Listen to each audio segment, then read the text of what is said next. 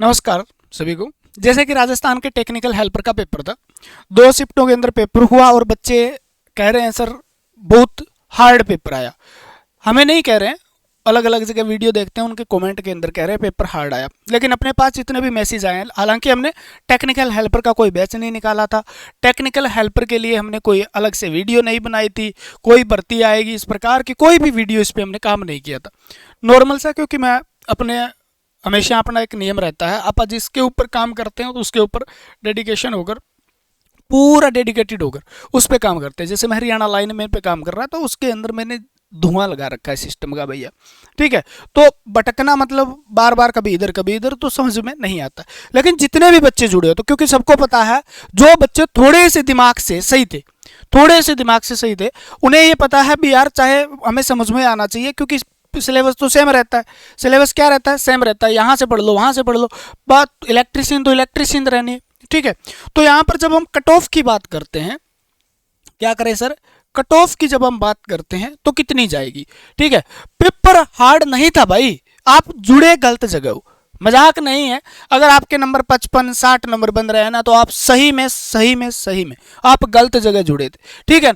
अगर आपको cut off की मैं बात करूं, तो अगर ऐसे नहीं होता भाई, एक लाइन लिखा दी और उसका आंसर ये होगा, ठीक है। अब क्या हुआ, 4 शब्द थे, मान लो एक शब्द इधर उसने दे दिया और इधर घुमा के दे दिया, ठीक है। अब आगे दिक्कत, अगर आपने सही में रट्टा मारा है, आप गलत जगह जुड़े हुए हो भी, ये लिख दिया जी, ठीक है। अब इसके बारे में जब तक इसकी कुंडली न निकाली जाए, तब तक बच्चे को पेपर, कोई भी पेपर हो, कोई भी एग्जाम में बैठ जाना हार्ड लगेगा। लेकिन ये आपको कब इजी लगेगा, तब आप पढ़ रहे होंगे, तब आपको लगेगा अरे बहुत आसान है, ठीक है ना। अब प्रश्न नहीं होंगे, क्वेश्चन जब एग्जाम में नहीं होंगे, तो आप बताइए क्या खाक इजी लगेगा। तो इजी लगने का मतलब क्या?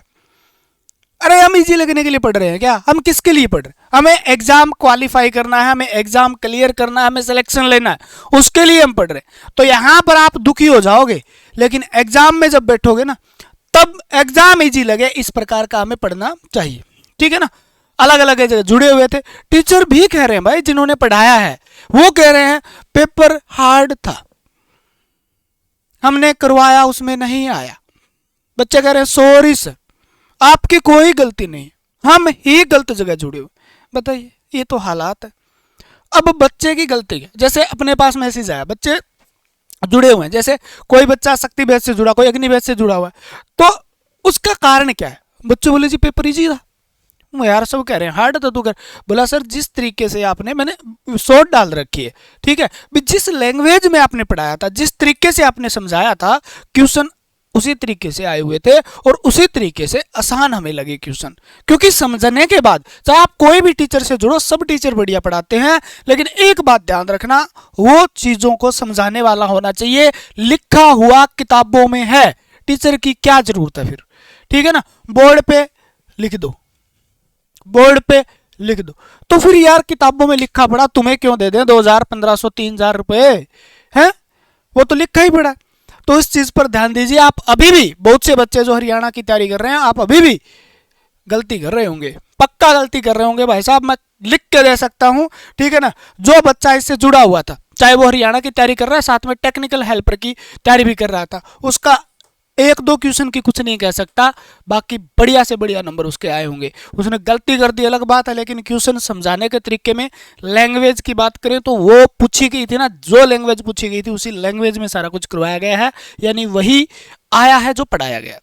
और ये नहीं है, आगे जो भी बच्चे HSSC, एलएम, एसए, जेई की तैयारी कर रहे हैं, चाहे आप इंस्ट्रक्टर की तैयारी कर रहे हैं, ठीक है, मैं फिर कह रहा हूं, लाइव प्लस रिकॉर्डेड अग्नि बैच टेक कैप्सूल ऐप पे था, और ये भी अभी भी है, जिसमें WCS वगैरह, शक्ति बैच VOD दिया गया था, कंप्यूटर कोर्स फ्री है, और 5000 PYQ टॉपिक वाइज टेस्ट है भाई साहब, लिख के ले लेना। चाहे जितना करवा दिया ना, उससे बाहर जाए तो बताना, ठीक है। 1-2 क्वेश्चन की कुछ नहीं कहा जा सकता, 1-2 क्वेश्चन तो जाए, वो कंपटीशन लेवल के नहीं होते, ठीक है ना।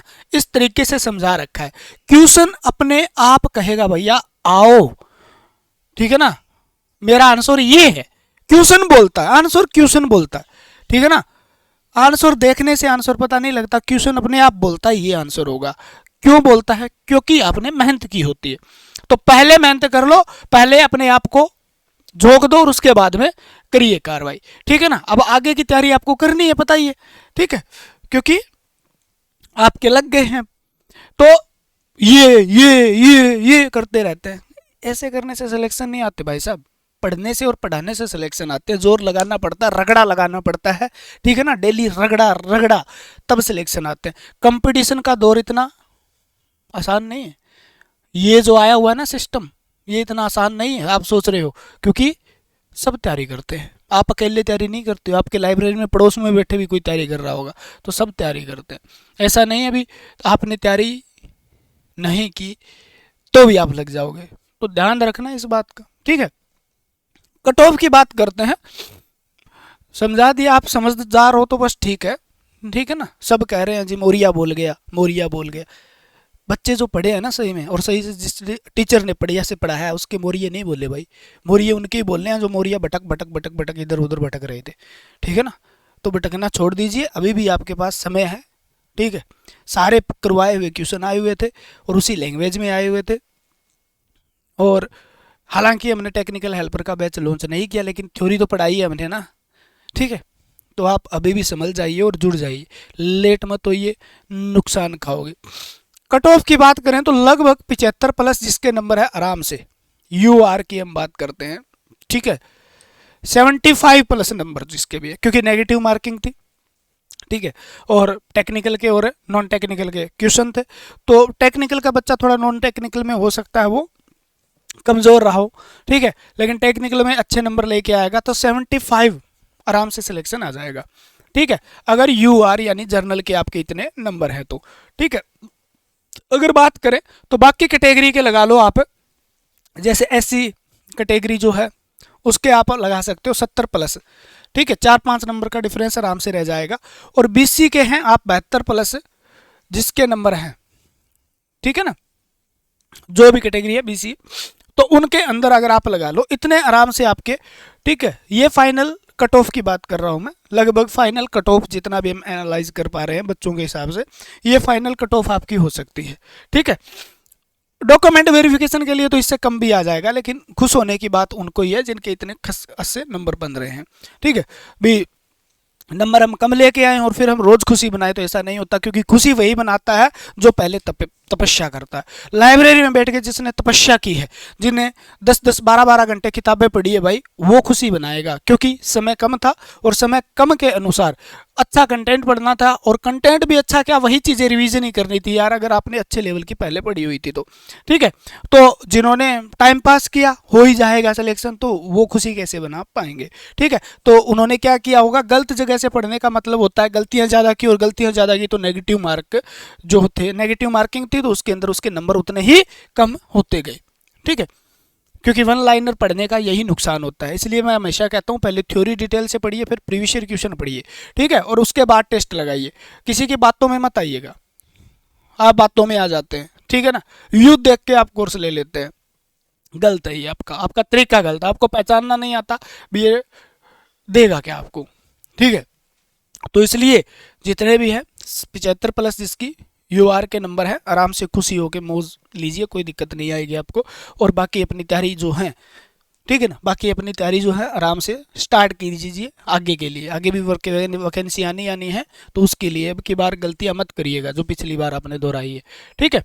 तो आज के लिए इतना ही, कट ऑफ जिसके भी है, और बाकी अपना रिव्यू दे सकते हैं कमेंट बॉक्स के अंदर, आप अपना रिव्यू दे सकते हैं, एग्ज़ाम के बारे में बता सकते हैं, ठीक है, आप कहाँ से पढ़े थे ये भी बता सकते हैं, और कितने आपके नंबर बन रहे हैं ये भी आप बता सकते हैं। तो आज के लिए इतना ही, जय हिंद जय भारत, मिलते हैं अगली वीडियो के साथ। भगवान आपका भला करे, जल्द से जल्द आपको प्यारी सी नौकरी दे, आप स्वस्थ रहें, मस्त रहें, बेहतरीन तरीके से अपने तैयारी करते रहें, जल्दी आपके घर में एक सिलेक्शन आए। धन्यवाद, जय हिंद।